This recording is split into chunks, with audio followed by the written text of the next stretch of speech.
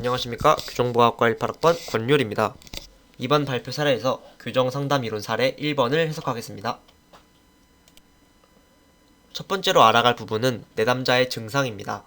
사례에서 볼 수 있듯이 내담자는 정신병원에 입원한 기록이 많거나 불량배들과 어울리며 폭력과 기타 불법적인 행위를 일삼습니다. 일반적으로 보기에 범법자로 보이지만 왜 내담자가 이러한 증상을 보이는지 살펴볼 필요가 있다고 생각합니다. 내담자의 과거 내력을 보면 내담자의 아버지가 엄격한 태도로 어린 시절 내담자에게 폭력적인 행동을 일삼았다는 것을 알 수 있습니다. 이러한 아버지를 무서워하게 된 내담자는 어려서부터 화가 나면 물건을 부수는 등 공격적인 행동을 보입니다.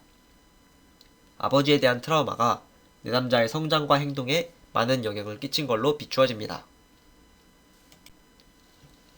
이렇게 사례를 살펴봄으로써 내담자의 핵심 문제 3가지를 찾아볼 수 있었습니다. 내담자는 유년 시절 아버지에 대한 트라우마로 인해 폭력적이고 공격적인 태도를 가지게 되었고, 사례의 마지막에 내담자가 작성한 글을 보아 낮은 자존감을 가지고 있으며 미래에 대한 목표가 없음을 알 수 있습니다. 이러한 내담자의 핵심 문제의 원인은 무엇일까요?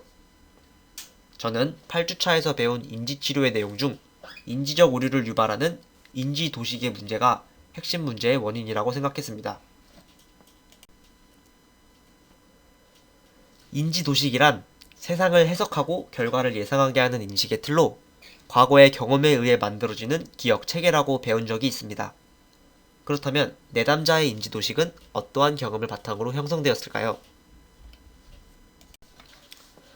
저는 앞서 증상에서 살펴봤듯이 내담자에게 엄격한 태도를 보이며 폭력적인 모습을 보여준 내담자의 아버지에게서 내담자가 잘못된 인지도식을 형성하였을 것이라고 생각했습니다. 화가 나면 참지 않고 공격적인 행동을 서슴없이 자녀들에게 보여준 아버지의 모습을 보며 내담자에게 화가 나면 참지 말고 공격적으로 표현을 해야 해 라는 역기능적 인지도식이 생기게 되었고, 이는 사건을 부정적으로 해석하게 하여 인지적 오류로까지 이어지게 된 것입니다. 또 다른 원인으로는 내담자의 잘못된 행동을 내담자의 어머니가 올바른 훈육 조치가 아닌 기부금으로 무마시켰다는 점이 있습니다. 사례에서 볼 수 있듯이 내담자가 문제를 일으킬 때마다 내담자의 어머니가 사과를 하거나 돈으로 해결하는 등 올바른 훈육에 대한 내용은 없다는 것을 알 수 있습니다.